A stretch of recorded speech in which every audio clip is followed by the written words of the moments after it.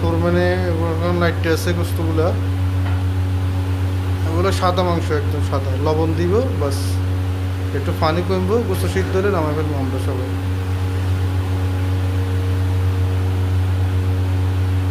এই দেখেন ছাগলের মাংসগুলো।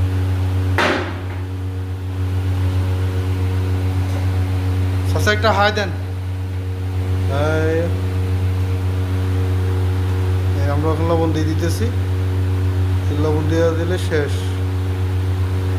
এটা আবার দ্বিতীয় পর্ব ভিডিওটা করলাম, ওই সময় তো আমাদের চাচা ছিল না।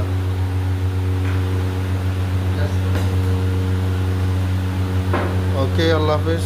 এই ভিডিওটা আর বড় করলাম না। সবাই আমার চাচার জন্য এটা লাইক কমেন্ট শেয়ার করবেন। যারা যারা আমার চাচাকে ভালোবাসেন সবাই লাইক কমেন্ট শেয়ার করবেন, আর বেশি বেশি আমার চাচার জন্য দোয়া করবেন।